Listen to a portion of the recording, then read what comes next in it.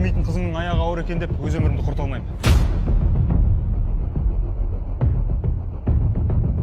Сенен шаршадым.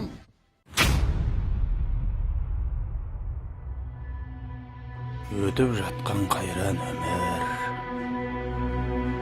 Не бітірдім?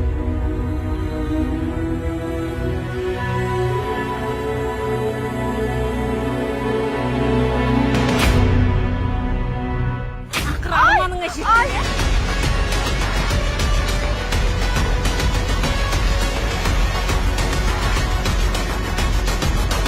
Марат, сен аурусың.